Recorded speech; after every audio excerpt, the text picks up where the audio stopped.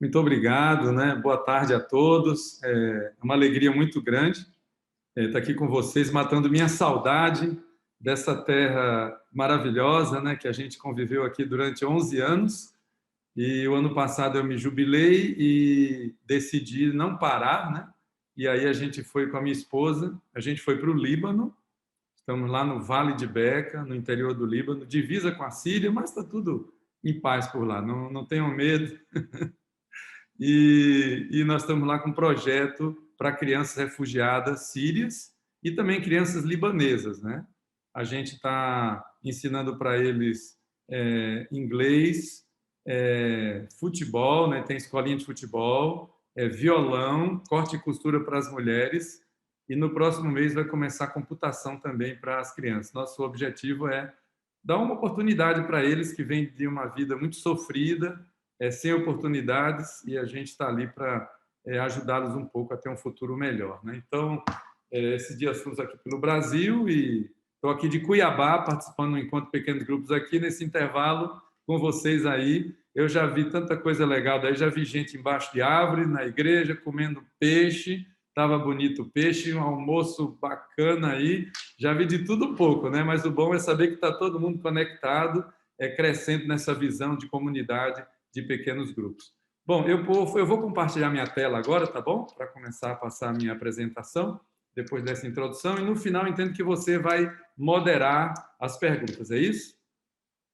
Tá, ok. Então, vamos aqui compartilhar a tela. Aqui, um momentinho.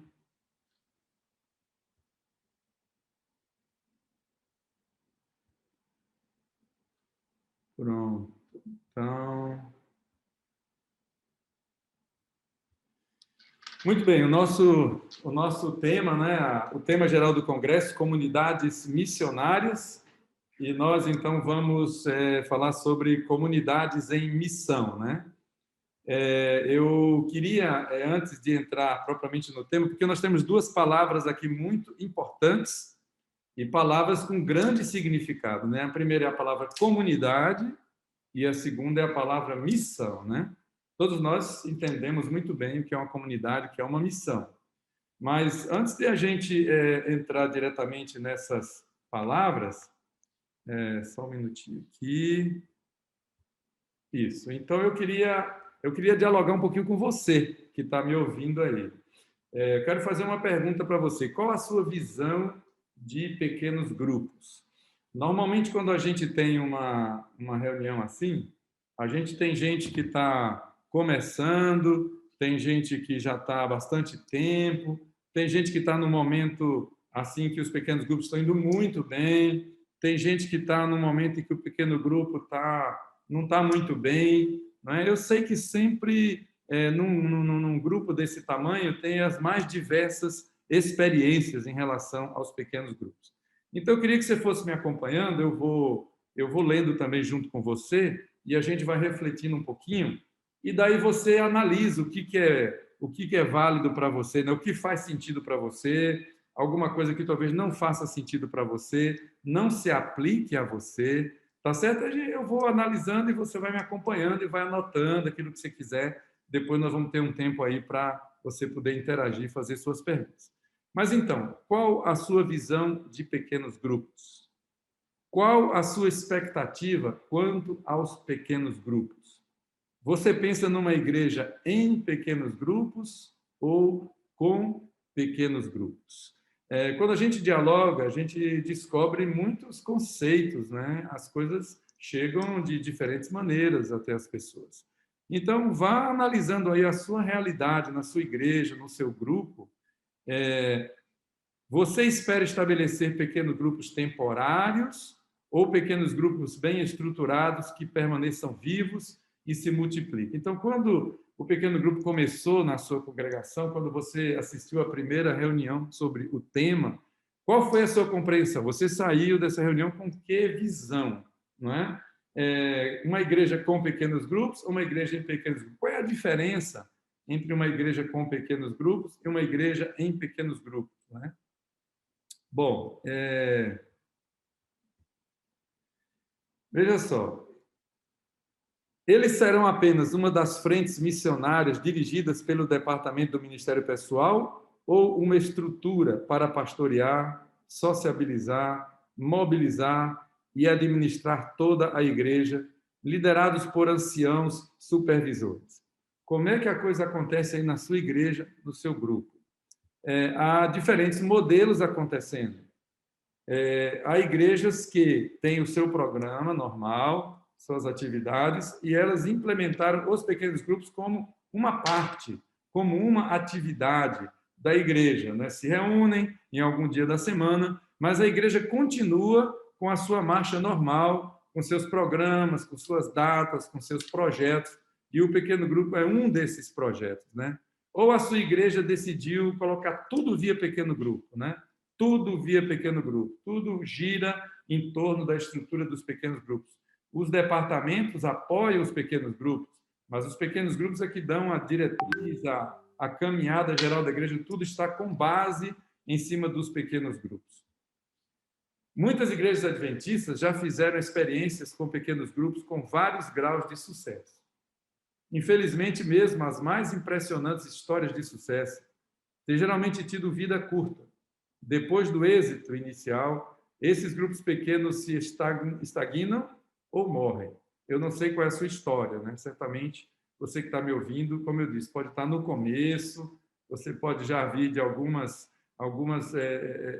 momentos em que o pequeno grupo morreu e você recomeçou, pode estar no momento em que o pequeno grupo não está muito bem, para você pensar um pouquinho qual a sua realidade nesse momento.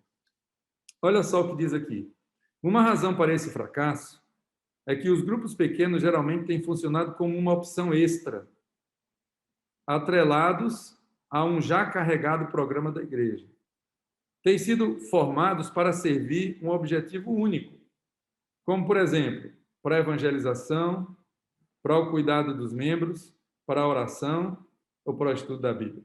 Esse é um tema que tem sido debatido muitas vezes, né? Para que é o pequeno grupo? Então, tem gente que diz, não, eu quero o pequeno grupo para conservação. Ou alguns acham que pequeno grupo é só para conservação. Se você pensa assim, então você está pensando como está dizendo aqui. Você está fazendo o pequeno grupo uma opção dentro do programa geral da igreja. Não, mas tem alguém que diz, não, eu gosto de reunião de oração, só para orar. Então, você está pensando numa reunião específica, num pequeno grupo específico de oração também, como está dizendo aqui, ou então para estudar profecias, alguma coisa assim. Mas, na verdade, quando a gente tem falado de pequenos grupos, nós estamos falando de uma estrutura que envolve todas as atividades e movimentos da igreja, e não apenas uma atividade específica. Por isso, quando é uma atividade específica, normalmente, com o tempo, termina se desgastando e não tem uma sobrevida, porque é apenas mais uma opção, além de todas as atividades que a igreja já tem. Mas vamos lá, centenas de igrejas se reorganizaram com grupos pequenos e experimentaram algum crescimento, enquanto muitas outras fracassaram. Qual a razão? Não podemos mudar uma estrutura sem mudar um valor. Não podemos transplantar sistemas e estruturas. Nós transportamos valores e vida. O que significa isso? O fato de você organizar uma igreja em pequenos grupos não quer dizer que as coisas vão mudar. Você pode organizar, eleger diretores. No passado, a gente já teve coisas desse tipo, quando se implantou pequenos grupos de uma maneira geral, todo mundo organizou sua igreja, dividiu os grupos, elegeu diretores, líderes, mas dentro de pouco tempo, a gente já não encontrava mais nada desses pequenos grupos. A questão não é apenas mudar a metodologia, mudar o formato. A questão é mudar os valores. Quais são os valores do pequeno grupo? Os valores do pequeno grupo são os valores da igreja. Só que a igreja, na sua caminhada, muitas vezes, ela terminou se focando em outras coisas, como, por exemplo, cumprir datas, realizar comemorações, né? Realizar programas, atividades. Isso são uma maneira de você focar ou dar os seus valores. Mas o pequeno grupo, ele tem como foco principal a pessoa, o indivíduo. Tudo que acontece no pequeno grupo é em função da pessoa e não apenas de cumprir uma programação ou realizar atividades. Então, você tem que entender isso ao você fazer uma mudança, senão as coisas não vão ser muito diferentes do que sempre foi. Olha só o que diz aqui, a comunhão mudou de uma vida profunda em comunidade para relacionamentos mais superficiais em grandes reuniões. Eu não sei o tamanho da sua igreja, a maioria das nossas igrejas são pequenas. Muitas vezes nas igrejas pequenas as pessoas se conhecem, elas estão mais próximas. À medida que a igreja vai crescendo, as pessoas normalmente terminam se distanciando umas das outras, né? Mas mesmo numa igreja pequena, às vezes as pessoas não se agregam muito fora, além da programação da igreja. Então, essa é uma tendência que tem acontecido na vida da igreja, os relacionamentos se tornarem superficiais e distantes, né? A vida em corpo mudou de estilo de vida para a lista de membros, né? Então, simplesmente, você tem o seu nome na igreja, mas as pessoas não lhe visitam, não vão na sua casa, você não tem um contato direto, além dos cultos, dos encontros na igreja, não há uma vida de relacionamentos fora das reuniões da igreja. O treinamento dos filhos passou da responsabilidade dos pais para a responsabilidade da igreja. Esse é outro ponto que daqui a pouco eu vou falar um pouquinho mais na nossa palestra, mas a família foi o lugar estabelecido por Deus para o discipulado dos filhos. Mas muitos pais esperam que a igreja atenda essa responsabilidade. Mas é importante também pensar que muitas vezes os nossos programas de igreja são feitos todos para adultos, né? Até mesmo os pequenos grupos. Você tem lá um cantinho, uma historiazinha para criança, mas se a igreja tem muitas crianças, você tem que pensar de que essa estrutura seja voltada para as crianças que são em grande quantidade na igreja. Daqui um pouquinho eu vou falar um pouco mais sobre isso. Mas os pais a igreja não vai substituir a responsabilidade dos pais, do estudo da lição com as suas crianças, né? Do cuidado de envolver as suas crianças nas suas atividades missionárias da igreja. Outra coisa, um Deus de prédios e comissões, não de relacionamentos. Um Deus de transmissão de informação, não um Deus de transformação experimental. Como é que você vê isso, né? Às vezes as pessoas apenas vão à igreja, assistem às reuniões e vão para a sua casa e seguem a sua vida, né? Todo o relacionamento da igreja fica apenas aos cultos, né? E é interessante que um dia alguém falou assim para mim: quando você está na igreja, está tudo bem, que você está na igreja, você está cantando, você está ouvindo a palavra de Deus. Ele até usou a expressão: o bicho pega é quando você sai da igreja, né? Você vai lá para o seu trabalho, para o seu colégio, onde vem as pressões, onde vem as tentações, onde vem as provações. Então, a importância de entender esse valor que está no pequeno grupo de uma convivência diária, contínua, e não apenas em reuniões formais da igreja. E é isso que termina causando transformação na sua vida, né? Reuniões que atendem o aspecto espiritual, o aspecto relacional, o aspecto emocional, né? Que atendem e envolvem a sua vida como um todo. E isso é que vai fazendo com que haja uma transformação na sua vida. O resultado final é que uma grande parte da igreja, embora conheça a respeito de Deus, não experimentou o poder de Deus na sua vida pessoal. O relacionamento com Deus foi sacrificado no altar do conhecimento acerca de Deus. Então, veja, uma das coisas que a gente desenvolve no pequeno grupo chama-se prestação de contas, né? Ali a gente faz planos, ali a gente abre o coração, compartilha a experiência da vida, e ali também a gente fala do que está conseguindo e do que não está conseguindo fazer.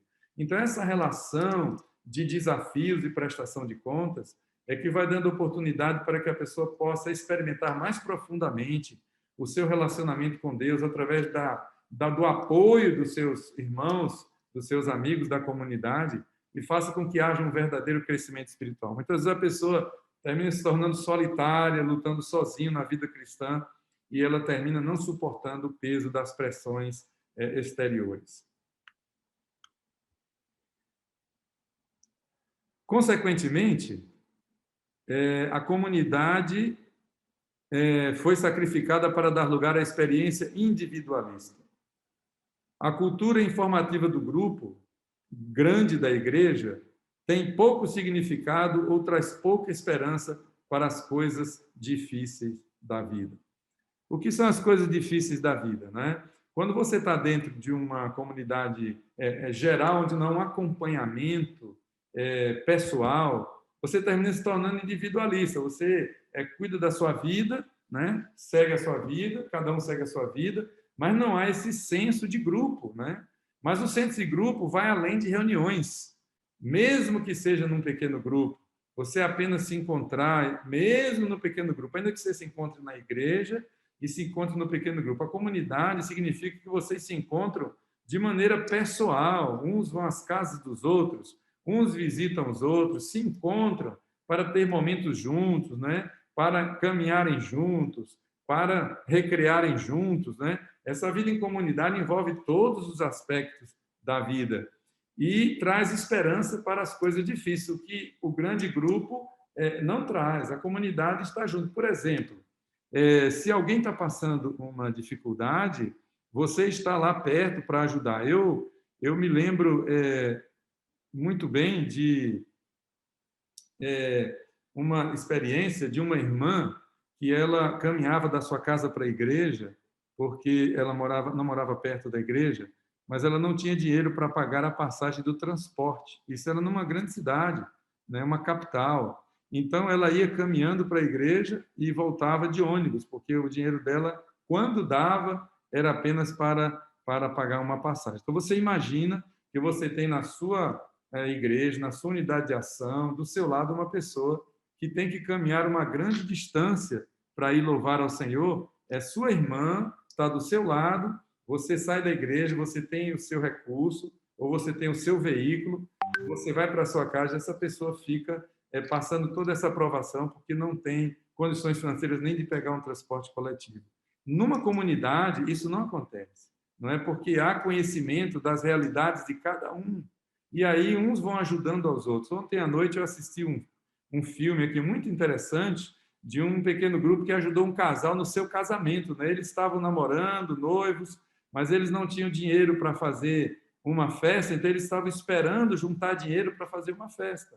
E alguém orientou: não precisa de festa para casar, vocês precisam apenas da bênção de Deus. Então eles abriram mão da festa e eles decidiram se casar sem festa, não tinham dinheiro para fazer toda a ornamentação da igreja. Mas o pequeno grupo foi à luta, fizeram coisas incríveis, né, que eu não vou me alongar aqui contando, mas quando a noiva chegou na igreja, a igreja estava linda, e ela ficou impressionada, ela pensou: mas teve algum casamento aqui antes do meu? Vai ter alguma festa depois do meu casamento? Ela estava muito surpresa, mas o pequeno grupo se uniu e fez toda aquela ornamentação da igreja para o seu casamento. Então, para as coisas difíceis da vida, uma verdadeira comunidade está presente, e não apenas para se reunir, mas para todas as necessidades. Por isso, não faz sentido dizer que você tem uma comunidade e que há amor de uns pelos outros se a igreja não trata das coisas difíceis da vida. Então, eu estou procurando trabalhar um pouquinho a palavra comunidade, porque nós estamos falando de comunidades em missão. Para que a gente realmente possa dizer que nós somos uma comunidade, é importante compreender essas coisas. E isso vai dar muito mais força para o envolvimento missionário da igreja quando há esse tipo de relacionamento entre todos. Então, enquanto eu vou falando, vocês podem ir trocando ideias entre vocês aí, vocês podem conversar um pouquinho e pensar: é isso que está acontecendo na nossa realidade aqui ou não está acontecendo? O que poderíamos fazer para que isso se torne uma realidade na nossa comunidade, na nossa rede de pequenos grupos, né? A ideia, a visão é de um grupo que está junto, seja qual for o desafio, seja qual for a necessidade. A Bíblia diz: levai as cargas uns dos outros, e assim cumprireis a lei de Cristo. Muitas vezes a gente foca muito nas coisas que nós entendemos importantes, como as doutrinas da igreja, né? Para cumprir a lei, a gente se preocupa em guardar os 10 mandamentos, e está correto, Deus espera isso de nós, né? Pelo seu poder, pela sua graça. Mas aqui o apóstolo está dizendo que levar as cargas uns dos outros é cumprir a lei de Cristo. Uma verdadeira comunidade é um lugar onde as pessoas se ajudam mutuamente em todas as suas necessidades. Consideremos-nos também uns aos outros para nos estimularmos ao amor e às boas obras. Não negligencieis igualmente a prática do bem e a mútua cooperação, pois com tais sacrifícios Deus se apraz. Então, Deus espera que nós verdadeiramente funcionemos dessa maneira. A igreja de Deus não é para ser apenas uma teoria. A igreja de Deus é para ser como será o céu, né? Um lugar onde ninguém tem falta de nada. Aqui a gente tem muitos problemas, dificuldades nesse mundo, mas é através da comunidade que Deus ampara os seus filhos nesse mundo. Agora, quando a gente fala de missão, né, depois que nós falamos de comunidade, alguns aspectos também a considerar. Essa citação de Ellen White diz: a igreja é um instrumento apontado por Deus para a salvação dos homens. Foi organizada para servir e sua missão é levar o evangelho ao mundo. Vocês devem conhecer esse pensamento, né? Mas há muitas pessoas que separam as coisas, né? E diz: isso aqui é para missão, isso aqui é para recreação, isso aqui é para atender às necessidades relacionais das pessoas. Mas na vida cristã nós não deveríamos separar as coisas, né? Porque todas as coisas estão juntas na vida cristã. Veja que aqui está falando que a igreja é um instrumento para servir e para levar o evangelho ao mundo. Dentro dessas palavras, nós englobamos todas as atividades da igreja. Então, quer seja numa atividade recreativa, quer seja numa atividade de comes e bebes, mas o nosso objetivo final é a salvação das pessoas, né? Tudo que nós fazemos deve ser com o propósito de salvação das pessoas. Então, às vezes, a gente separa uma coisa da outra, né? Mas o grande objetivo, né? O grande objetivo da igreja, o nosso grande objetivo como cristãos, é compartilhar o amor de Deus e salvar pessoas para a eternidade, né? Então, isso tem que estar sempre na nossa cabeça. Algumas pessoas, não, nós vamos ter um pequeno grupo só para a gente bater papo, só para a gente comer junto. Não, tudo bem, se você quer fazer alguma coisa assim, tudo bem. Mas quando nós falamos em pequenos grupos, nós estamos falando da igreja. O pequeno grupo é a igreja.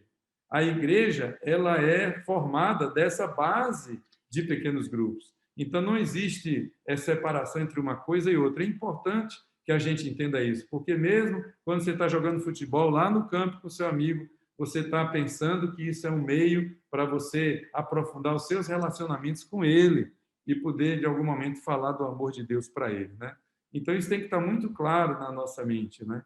Então, não existe uma coisa para conservação, outra coisa para recreação. Existem diferentes atividades com um único propósito, que é a salvação das pessoas. Para cumprir o seu propósito de buscar e salvar, a igreja evangeliza e pastoreia, preparando cada um dos que se unem a ela para que também vão e evangelizem os outros. Então, veja que aqui há todo um processo, né? Você trabalha com a pessoa, você leva a pessoa a uma decisão, mas depois disso você continua acompanhando essa pessoa para que ela possa se tornar um verdadeiro discípulo ativo e envolvido na salvação de outras pessoas. Então, a missão envolve também a capacitação, a edificação espiritual e não apenas uma série de estudos bíblicos até o batismo. A missão vai além disso. Uma visão mais abrangente desse propósito está expressa nas palavras de Jesus: é-me dado todo o poder no céu e na terra. Portanto, ide, fazei discípulos de todas as nações. Então, a palavra utilizada por Jesus é fazer discípulos. O discipulado acontece à medida em que o evangelho alcança o novo crente e o leva à decisão. Esse discipulado continua através do pastoreio, que o ajuda a desenvolver um relacionamento íntimo com Deus e com seus irmãos, e o capacita a utilizar os seus dons em diferentes ministérios para a salvação de outros. Então, gente, quando você pensa em missão, você tem que pensar em todo esse processo, né? Eu não sei como é a sua experiência, a experiência da sua igreja, mas em alguns lugares as pessoas só são acompanhadas até o dia do seu batismo. Eu não sei como foi a sua experiência quando você se converteu. A pessoa que lhe deu estudo bíblico, ele esteve com você constantemente. Há muitas pessoas que dizem: até o dia do meu batismo eu recebia visitas. As pessoas estavam sempre próximas a mim. Depois que eu me batizei, eu agora parece que me tornei um desconhecido. As pessoas agora já não me dão a atenção que me davam antes. Não sei se você já sofreu isso ou está sofrendo isso na sua igreja, isso acontece. Mas eu queria que você, nesse momento, meditasse nessa questão. O discipulado começa desde o primeiro contato com a pessoa com quem você um dia vai terminar estudando a palavra de Deus, até você sentir que esta pessoa está vivendo, já aprendeu a ter um relacionamento íntimo com Deus, ela já tem os seus devocionais, né, como parte da sua vida, os seus momentos devocionais já são parte da sua vida diária. Quando essa pessoa está integrada aos demais irmãos da igreja, né, ela não fica isolada, distante, amiga de uma ou duas pessoas, mas ela se torna amiga de todo o grupo, e essa pessoa começa a aprender com você como desenvolver atividades missionárias para a salvação de outras pessoas. A gente tem muita gente na igreja, não sei na sua igreja, que não se envolve nas atividades missionárias porque nunca aprendeu a como fazer. Eu já tive experiência de visitar igrejas e perguntar para as pessoas: você já se envolve em atividades missionárias? Depende da atividade missionária. Tem atividades missionárias mais simples, como entregar um convite, entregar um livro, né? Convidar a pessoa para assistir uma Semana Santa, algum programa da igreja. Mas você já foi um pouco mais além, né? Estudar a Bíblia com alguma pessoa? E a maioria das pessoas com quem eu conversei disseram: eu nunca fiz isso, porque eu tenho medo, porque eu tenho vergonha. Eu não sei qual é a sua realidade. Eu também tive um tempo no passado em que eu tive muita dificuldade até dar o meu primeiro estudo bíblico, porque eu sempre saí sozinho para fazer isso, e eu tinha muito medo.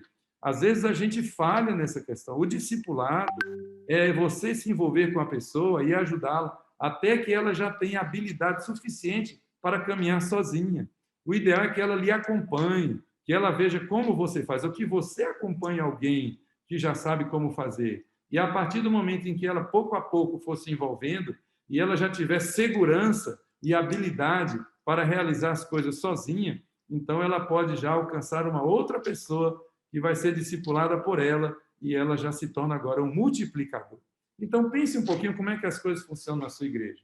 Em muitas igrejas, as pessoas são doutrinadas e se batizam. E depois disso, elas caminham por conta própria. Mas o trabalho continua em ensiná-la a ter um relacionamento íntimo com Deus, em perceber se ela já está integrada aos demais irmãos da igreja e levá-la junto para que ela possa aprender gradativamente como fazer um trabalho missionário mais avançado, inclusive até podendo realizar estudos bíblicos. E outra coisa aqui agora que eu queria chamar a atenção de vocês é para os filhos da igreja. Os filhos da igreja são prioridade, as novas gerações. Portanto, uma das prioridades da liderança de pequenos grupos é ajudar os pais a discipular os seus filhos. E a outra grande prioridade é alcançar os que ainda não foram alcançados pelo Evangelho. Muitas vezes as igrejas se focam quase que totalmente em alcançar os que ainda não foram alcançados. Mas a igreja se esquece dos seus filhos. E a gente tem perdido muito, né? Eu pense um pouquinho na realidade da sua igreja aí, né? Como que tá os filhos? Como estão os filhos da igreja? Como que está a juventude? A tua igreja tem jovens? A tua igreja tem perdido os jovens, né? A tua igreja só tem crianças. Quando chegam na adolescência, eles terminam abandonando a igreja. Pense um pouquinho na sua realidade.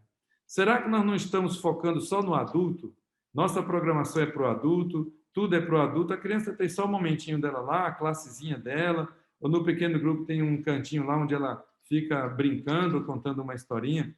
Mas eu queria animar vocês nesse momento a pensar que os nossos filhos deveriam ser a prioridade número 1 na nossa evangelização, porque eles já estão na igreja, eles já conhecem os princípios da igreja, eles têm muito mais facilidade em permanecer da igreja do que as pessoas que vêm de fora e têm que mudar completamente os seus hábitos e a sua vida. Muitas vezes a gente insiste num modelo sem analisar se esse modelo é o melhor modelo. Eu quero compartilhar com vocês uma experiência. Eu visitei um pastor uma vez no seu pequeno grupo de líderes e eu percebi que ele só tinha anciãos.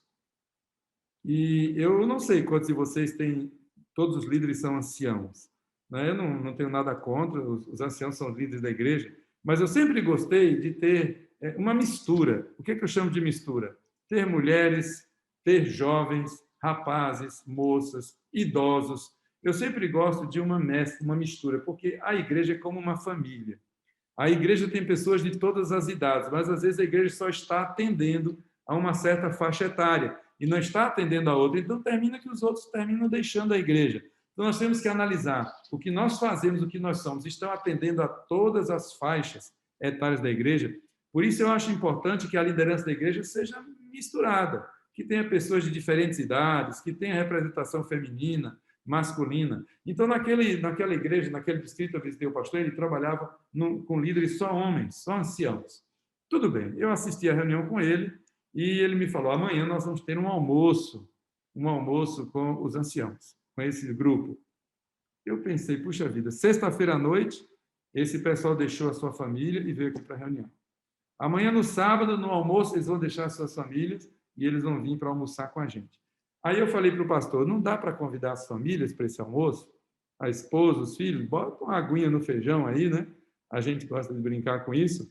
E chama as famílias. Aí o pastor movimentou lá e tal, e disse, tá bom, nós vamos trazer as famílias para o almoço amanhã. Bom, no sábado eu preguei para a igreja e depois nós fomos para o almoço. E quando nós estávamos ali arrumando, organizando a comida, o almoço, eu percebi que aqueles líderes eram pais de crianças. Eles estavam numa faixa etária que tinham filhos jovens, meninos, meninas. E eu vi aquele monte de meninos correndo ali de um lado para o outro enquanto se organizava o almoço. E depois todos eles vieram para participar do almoço. Então, eu fiquei pensando, eu fui visitar aquele pastor para discutir com ele um modelo de pequeno grupo. Mas eu percebi que aquele modelo de pequeno grupo era focado somente para adultos. Mas a igreja dele, a liderança dele, tinha muitas crianças. Então, quando terminou o almoço, que a gente foi para casa, eu falei, pastor, o que você acha de a gente procurar um modelo de pequeno grupo diferente para você trabalhar na sua igreja? Um pequeno grupo focado nas crianças, nos filhos da igreja. O pastor falou, como seria isso? Então, eu apresentei para ele um modelo que se chama Pegadas. Talvez você já ouviu falar sobre isso, já participou, o projeto Pegadas, que é um projeto de pequeno grupo focado nas famílias que têm crianças. E aquele pastor decidiu fazer uma mudança no seu modelo de pequenos grupos. E ele pegou material, estudou, se preparou, e ele mudou o direcionamento da sua igreja para um pequeno grupo, partindo com as famílias, não mais agora só os homens, mas as mulheres e as crianças. E aquela igreja passou por uma verdadeira revolução, um crescimento, a alegria daquelas esposas, o envolvimento daquelas crianças. Famílias se decidiram ao batismo pela igreja, porque houve uma mudança no foco. Então, quando a gente está falando de comunidade em missão, eu queria compartilhar com vocês essas coisas para que você tenha a sua mente aberta. Não insista num modelo único que muitas vezes não atende à necessidade, não está sendo atrativo para o jovem, não está sendo atrativo para as famílias, não está sendo atrativo para a igreja. Você não consegue mobilizar pessoas que não estão felizes, que não estão alegres, que não estão motivados. Então, um pequeno grupo, que é uma verdadeira comunidade, onde as pessoas estão felizes e motivadas, se sentem parte, elas estão totalmente dispostas a sair e fazer o trabalho missionário. Eu também conheci um outro pastor que fez um trabalho de pequenos grupos assim, caprichosamente, e um dia eu fui à sua casa, ele trouxe seus líderes, e eu ouvia os testemunhos daqueles líderes, foi uma coisa impressionante. Eu me lembro bem de um irmão que disse, olha, eu trabalho muito durante o dia, mas quando eu chego em casa à noite, quando eu chegava, eu não tinha mais ânimo para fazer nada. Tomava um banho, colocava o pijama e assistia TV e me preparar para dormir. Mas depois que eu entendi a comunidade, o que é a comunidade nesse novo momento que nós estamos vivendo, eu chego em casa, tomo um banho rápido e saio para fazer visitas, saio para estudar a Bíblia com outras pessoas. Então você percebe que uma comunidade que funciona verdadeiramente, ela se torna nessa comunidade missionária que nós queremos. O simples fato de dividir a igreja em grupos não garante que as pessoas vão ser mais missionárias, que elas vão sair para fazer esse trabalho. Mas se houver uma mudança na maneira de fazer as coisas, na experiência que as pessoas vão perceber, vão sentir, vão vivenciar, isso pode mudar os seus hábitos e impulsioná-las a fazer coisas que elas não faziam antes. Portanto, a comunidade, a maneira como a igreja vive, tem muito a ver com a sua disposição para a missão. Mas vamos mais à frente um pouquinho. Agora, já chegando ao final, para que a gente tenha tempo de ouvir vocês também, as suas perguntas, né? Uma comunidade em missão prega o evangelho, pastoreia os que aceitam o evangelho, capacita e envia cada crente para pregar o evangelho, dando uma atenção especial às novas gerações da igreja e aos novos conversos. Então, aqui você vê um quadro completo de um trabalho discipulador. Não é apenas reuniões para comer e estudar alguma porção bíblica, não é apenas um trabalho de ensinar doutrinas às pessoas, mas é uma visão ampla, onde a igreja tem esse conceito de evangelização que acompanha as pessoas desde o primeiro contato, até que essas pessoas se tornam pessoas efetivas na missão e que olha para as suas crianças e dá uma prioridade especial no acolhimento, no preparo e no envio dessas crianças também para o plano missionário. Eu quero compartilhar com vocês rapidamente a experiência de Samuel. Vejam só que coisa linda. No almoço, meu amigo Marcos, ele falou que a avó dele era bruxa. E aí eu fiquei preocupado, porque não existe bruxa no mundo e não dá pra você se curar em um instante. Só se Deus pôr a mão e curar. E aí eu pensei que se ele aprendesse, ele ia conseguir dar essa informação pra avó. Aí a avó, ela ia parar com as histórias de bruxa. Eu queria que meu amigo Marcos conhecesse Jesus e amasse Jesus e a família dele também. Convidei o Marcos. Aí o Marcos falou: Fernanda, você sabia que eu tô fazendo estudo bíblico com o Sam? Aí ela falou: ah, que legal, posso ir também?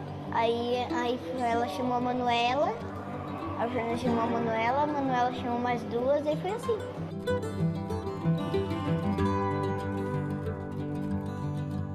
Eu convidei os amigos do estudo e no batismo veio 10. E dentre os 10, 3 nunca tinham ido para a igreja adventista. Então, quando o pastor falou quem quisesse se batizar, eles até choraram que queriam. Que elas conheçam Jesus e aprendem sobre ele e aceitem ele para ir para o céu comigo. Você vê que coisa linda, que inspiração, o potencial de uma criança. Às vezes a gente não está focando na criança, a gente foca só no adulto, né? E as crianças da igreja podem nos surpreender. Então eu queria que você não esquecesse isso que nós falamos aqui. Trabalhe em prol das crianças, foque as atividades nas crianças, faça a sua comunidade envolvendo as crianças, considerando as crianças, desenvolvendo o potencial das crianças. E como falamos também dos jovens, olha só, a história da... Olá, meu nome é Isabelle, eu curso Medicina aqui na Universidade Federal do Mato Grosso do Sul e apesar de ser uma universidade secularizada, nós buscamos, eu e mais alguns amigos, a proporcionar um ambiente onde as pessoas pudessem conhecer Jesus e serem principalmente acolhidas. Esse é o nosso maior intuito, é o amor e oferecer a nossa amizade. Dessa forma, nossos encontros da comunidade dos estudantes universitários acontecem no horário de almoço, que é o horário que os jovens têm para se encontrarem, durante 1 hora, onde a gente compartilha a palavra de uma forma relevante, de uma forma que seja interessante para a vida deles. Mas o nosso principal objetivo é amá-los, assim como eles são. Nós somos hoje mais de 70 pessoas, entre adventistas e não adventistas. Nós tivemos 3 batismos até hoje e nós estamos com 5 estudos bíblicos e muitas pessoas interessadas. Nós agradecemos a Deus por Ele nos orientar. Uma vez ao mês nós jejuamos e oramos por cada nome desse e ninguém é esquecido. E assim usamos o método de Cristo para nos aproximarmos dessas pessoas, porque isso fortalece a nossa identidade como adventistas do 7º dia num universo tão secularizado. Olha só, Isabela é uma das palestrantes desse nosso encontro, né, de pequenos grupos. Ela é uma inspiração com o trabalho que ela realiza, né? Veja que ela se dedica com o amor, não é apenas dar um estudo para colegas, mas é amar. O primeiro pilar, né, a coisa mais importante para ela é o amor, é o interesse no próximo, né? O estudo vem como uma consequência disso. Ela jejua uma vez por mês, eles oram e esses colegas se sentem amados. Isso é uma comunidade, verdadeiramente, onde as pessoas se sentem amadas, onde as pessoas se sentem acolhidas e onde se faz um sacrifício para que isso possa acontecer, né? E para finalizar já, eu quero deixar com vocês 3 citações. Por toda parte ao nosso redor se ouvem lamentos de um mundo em tristeza. De todos os lados há necessitados e opressos. Pertence-nos ajudar a aliviar e suavizar as durezas e misérias da vida. Unicamente o amor de Cristo pode satisfazer as necessidades da alma. Parece que isso foi escrito agora, né? No meio dessa pandemia, com todo esse sofrimento que está acontecendo. A vinda de Cristo ocorrerá no mais escuro período da história da Terra. Os dias de Noé e de Ló retratam a condição do mundo imediatamente antes da vinda do Filho do Homem. As coisas vão ficar ainda mais difíceis. Só um profundo relacionamento pode nos manter unidos e nos ajudar a avançar nesses momentos de crise.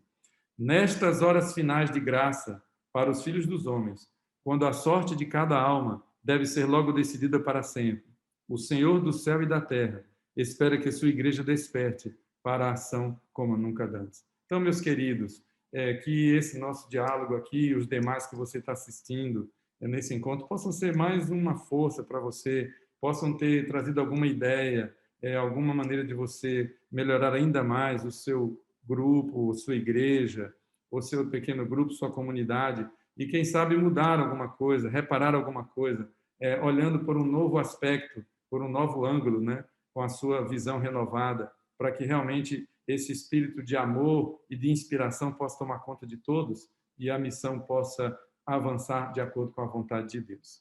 Bom, eu vou parar por aqui, né? A gente tem os nossos minutinhos aí, para que a gente possa conversar um pouco e alguma pergunta que você tenha para a gente responder. Muito bem, pastor Helder, que maravilha podermos ouvir aí um pouco dessas experiências e aprender junto, né? Então, amigos, se você tem alguma pergunta que queira fazer nesse momento, direcionar ao pastor Helder, nós estamos com o chat liberado aqui, você pode fazer a sua pergunta, que nós iremos direcionar aqui para o pastor. Então, pastor, nós estamos aqui com alguns membros online aqui pelo Zoom, mas temos também a participação do pessoal pelo YouTube. Essa palestra também foi transmitida ali pelo YouTube, né? Então, se você tem uma pergunta também aí no YouTube, você pode fazer, nós estamos aqui com o chat aberto, que a gente direciona aqui o pastor. Não havendo, então a gente finaliza aí com uma oração e a gente parte para a nossa segunda rodada de oficinas aí da tarde. Ok? Eu acho que ninguém se manifestou, pastor. Acho que é isso mesmo. Então, acho que o senhor pode direcionar uma oração final aí para nós e a gente já direciona aí que às 3h15 a gente começa a segunda rodada de palestras com um novo grupo aqui conosco e o grupo que está conosco vai participar em uma outra sala com outro palestrante. Muito bem, vamos orar então, né? Querido Deus e Pai, muito obrigado, Senhor, porque um dia esse evangelho nos alcançou. Muito obrigado por essa experiência que nós estamos vivendo. Tem sido uma grande luta para ver uma igreja viva em tempos tão difíceis como nós estamos vivendo nesse momento. Mas o fato das pessoas estarem aqui participando desse momento significa da sua aceitação, do seu desejo de estarem realmente vivendo uma vida em comunidade e cumprindo a sua missão nesse mundo. Que o Senhor possa abençoar cada líder de uma forma muito especial, para que todos possam ser inspirados pelo céu, ter o seu coração cheio de amor pelo seu grupo, pela sua comunidade, e que cada dia mais essa seja uma realidade viva, seja uma realidade presente em cada família, em cada igreja e grupo dessa maravilhosa missão que tanto cresce aí no estado do Tocantins. Continua abençoando esse encontro, que cada palestra possa enriquecer de alguma maneira, trazer alguma coisa importante para a edificação de cada grupo e de cada vida também. É o que nós suplicamos em nome de Jesus. Amém.